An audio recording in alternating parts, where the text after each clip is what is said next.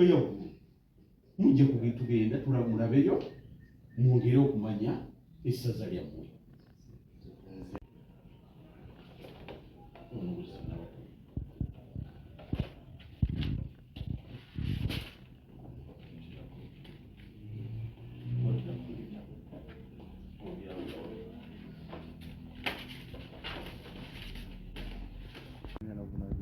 Nze Lubega Amosi nga nze ssentebe ow'ekibiina ekitwala abayizi abakola olulimi Oluganda ekya Kulusa nga kiggwayo Kyambogo University Luganda Students Association. Ntuusa okwebaza kwange olw'omukisa ogutuweereddwa ne tukyalako ku kitongole kino eno eky'essaza Kyaggwe, era nga ekitongole eky'ebyobuwangwa obulambuzi awamu n'ennono. Tuli beesiimu nnyo nti mu masettendekero gonna twaweebwa omukisa okuba nga tusobodde olwaleero okulaba nga tutuukako ku mbuga eno.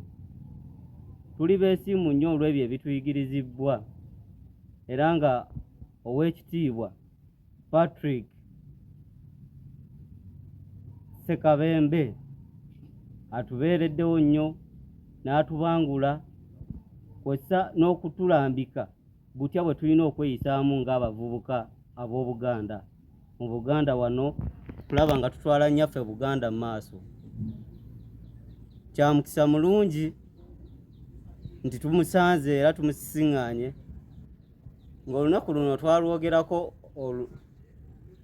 akadde ke yakyalako ku ssettendekero yaffe ekyambogo, era zaali ennaku z'omwezi nga 3 omwezi ogw'omwenda mu mwaka guno gwennyini, nga yajja n'atukyalirako kwolwo nga yali omugenyi omukulu nga yajjira mu bigere by'omwami omukulu Ssekiboobo atwala essaza Kyaggwe. Tuli beesiimu nnyo olw'ebyo byonna bye tulabye bye tuyize, okugeza atukuutidde okuba abakozi era abayiiya kulaba nga tusobola okumalako mu bulamu bw'ensi eno. Atukuutidde okwagala nnyaffe Buganda era nga tuli bakisa mu nkola nga bwe kiri nti tuli bayizi ba lulimi Luganda, tulwagala era tulwenyumirizaamu.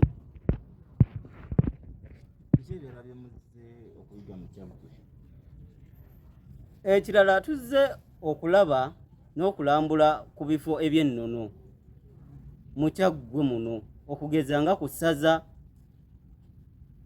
n'emirimu gyonna egikolebwa mu kifo kino. Bino bye tuyiga era bye tuzze okulaba bituyambira ddala mu ngeri nnyingi, okugeza mu bitusomesebwa ebintu bye bimu amagezi ge tujja eno ge tuteeka ku mpapula ezitubuuzibwa. Pozi ekirala tuzze okulaba obukulembeze naddala ku ssaza. Obukulembeze buba butya, era nga ffe abavubuka mu Buganda wano, enkyaffe abakulembeze mu Buganda.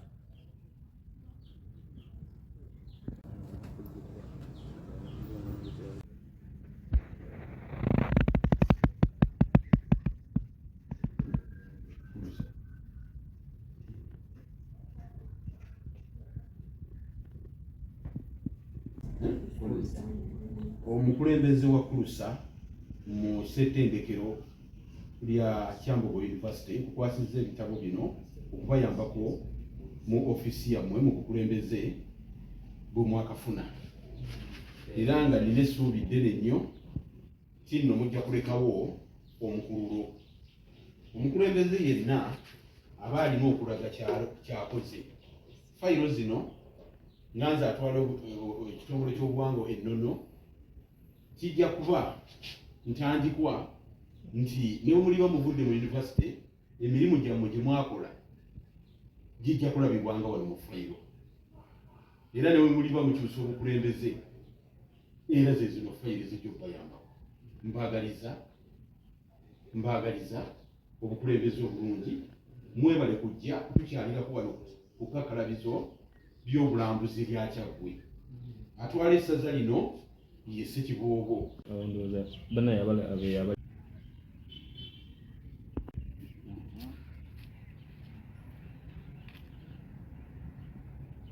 Byebimu bye tugenda okutambula era tujja kulambula n'ebifo.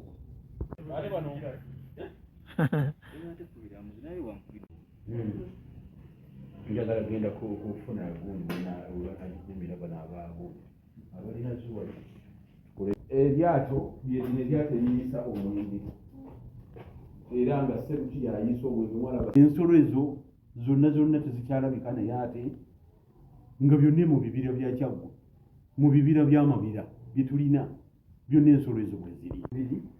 Omwenge guva mu Kyaggwe oyo Mutaka Sseruti yayisizanga ki yayisizanga Kabaka omwenge. Eno ye Kabada y'Omuganda eyasooka. Mulaba obugonyifu bw'Omuganda ebyobulambuzi.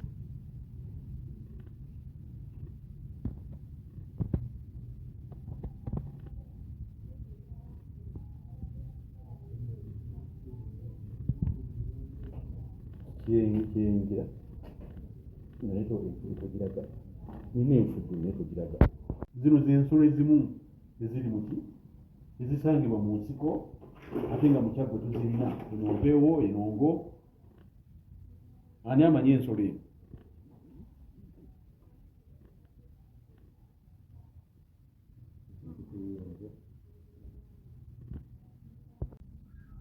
Eno ye banka y'Omuganda eyasooka era abavubi bwe batereka ssente oterekamu ssente abavubi baterekamu ssente ate ne bagenda ne bakola emirimu gyabwe teri alibbamu. Eno ye banka ya Buganda. Omulaba banka eyasooka muki mu Buganda abavubi bwe batereka. Kale nno bingi nnyo luno olusozi Nanso ezimu z'ensozi eziri muki ezisangibwa mu Kyaggwe era nga Sezibwa mu Gamuzaale. Bino byonna twagezaako okwalibadde okugireteeka ku boodi kuno era tekyatufuula ab'enkizo era nga mu bino byonna bino weesanga nti emiti tetukyagirina bulungi wano era omuliro waliwo akati ng'akabalira waliwo emiti gitakyalabika.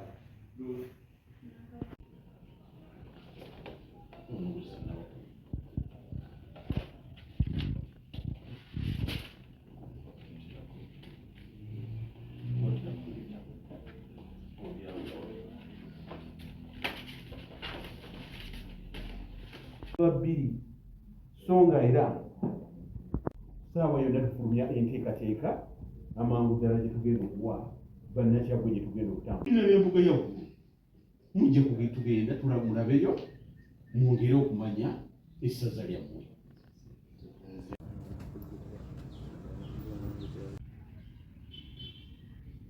Era ekitongole nze Lubega Amosi nga nze ssentebe ow'ekibiina ekitwala abayizi abakola olulimi Oluganda ekyakkulusa nga kiggwayo Kyambogo University Luganda Students Association.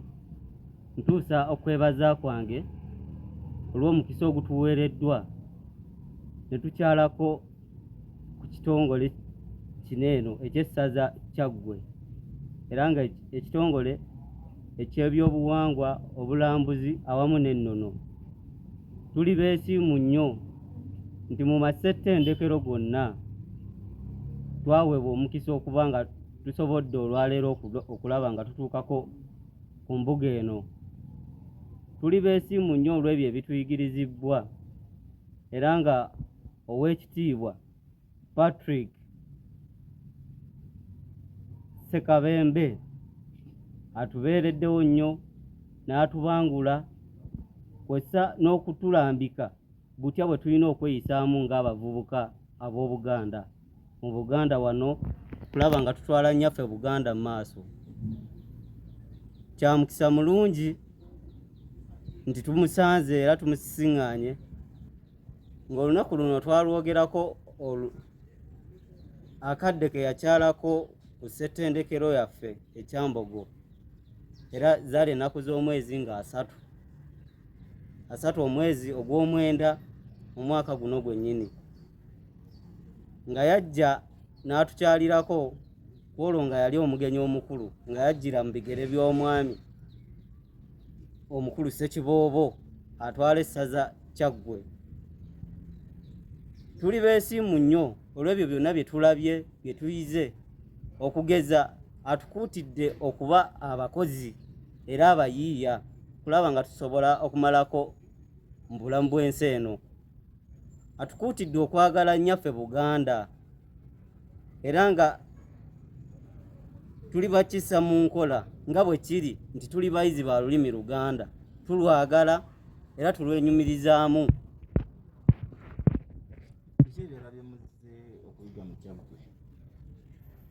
Ekirala tuzze okulaba n'okulambula ku bifo eby'ennono mu Kyaggwe muno, okugeza nga ku ssaza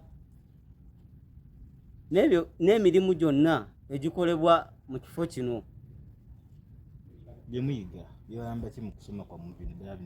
Bino bye tuyiga era bye tuzze okulaba bituyambira ddala mu ngeri nnyingi, okugeza mu bitusomesebwa ebintu bye bimu amagezi ge tujja eno ge tuteeka ku mpapula ezitubuuzibwa.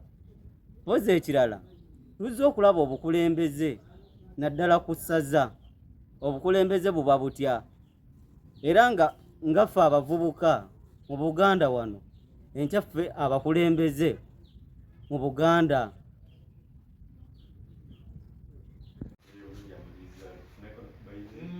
Ng'osobola okusimba ki? Emmwanyi. Abava mu ttendekero erya Kyambogo University, era nga ensisinkano eno ey'olunaku olwaleero yava olunaku lwe nagakyalayo we naweebwa omukisa n'embeera nga akiikiridde mukama wange Ssekiboobo mu lunaku olwali lw'okukyusa obukulembeze bwa yunivasite obw'ekibiina ekya Murusa kyekitwala olulimi mu yunivasite ekyambogo.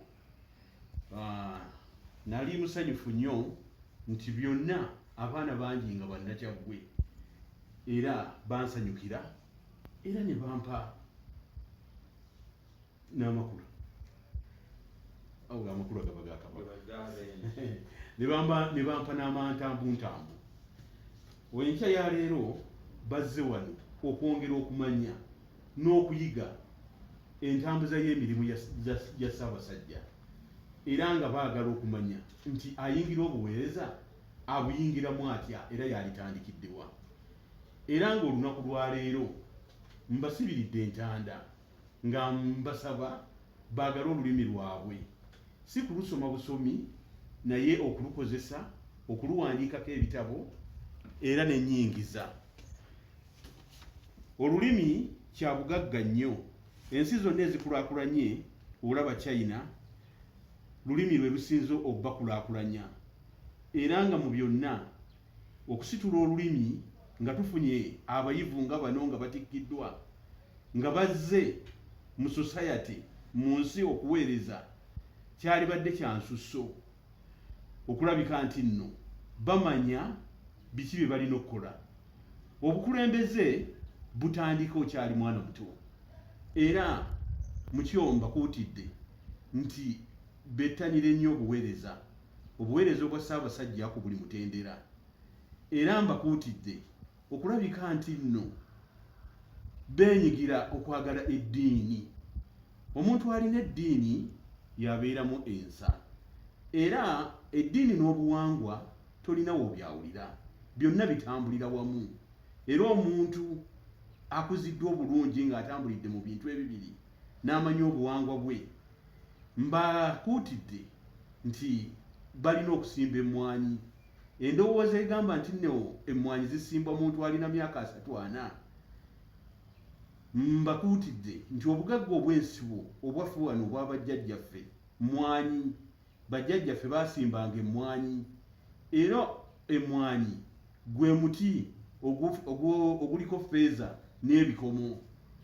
Omuntu yenna ng'alina omukisa ng'alina w'asobola okusimba emmwanyi ku ku kibanja obanga bakimuwadde oba wataatawo wajjajjaawe, mbakuutidde baleme kulowooza kugula boodabooda, wabula basimbe emmwanyi. Era nga mu nteekateeka za Ssaabasajja zonna zirimu enkulaakulana. Mbasabye enteekateeka eyo bazigoberere.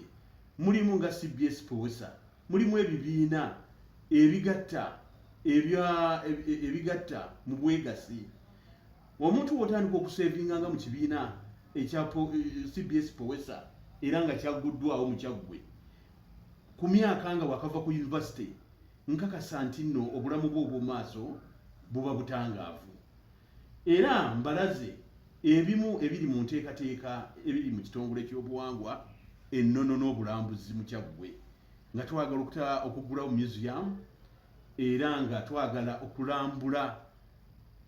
okulambula kuno kulimu emitendera mingi. Waliwo okwalambula Kyaggwe n'erambula Buganda, era aba BHT bajja wano nga era tulina enteekateeka ez'omuggundo. Ssekiboobo yatongozezza Kyaggwe Tourism Board, era mbasabye okwenyigira mu bukulembeze obwo.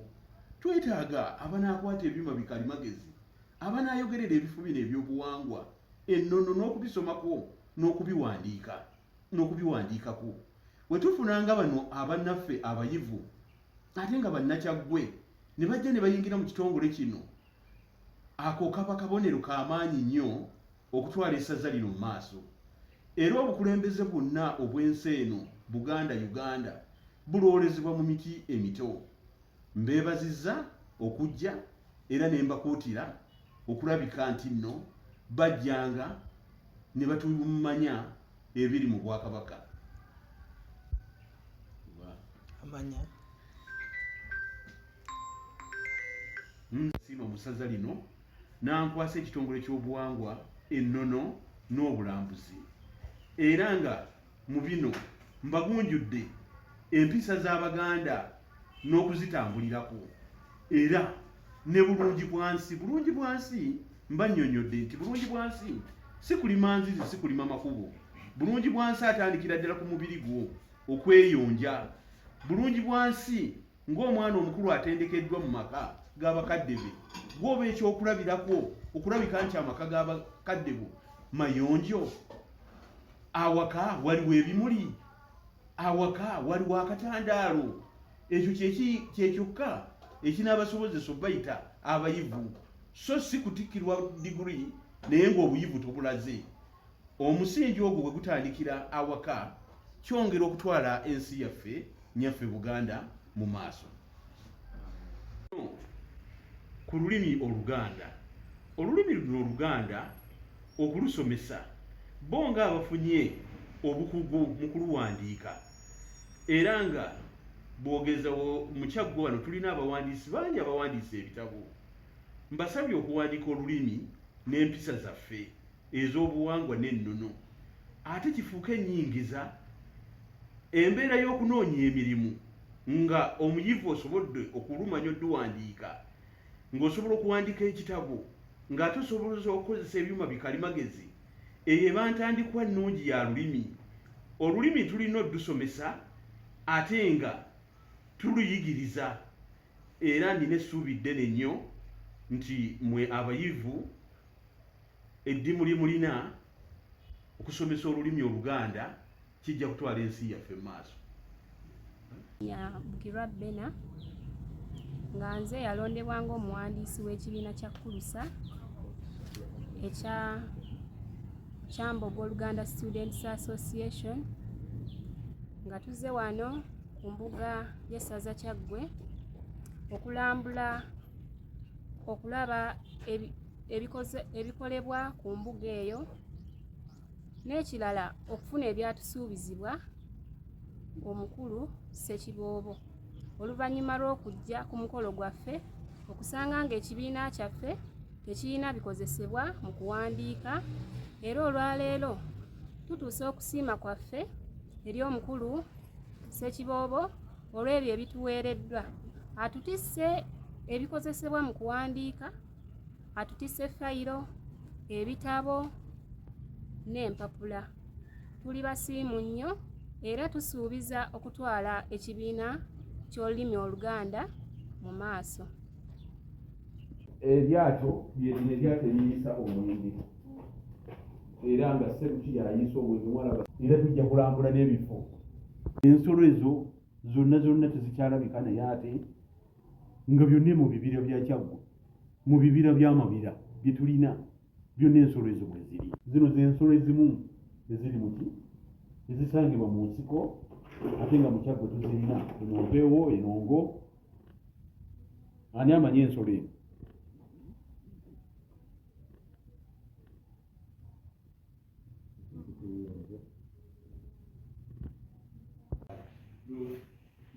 Ndowooza bannayabala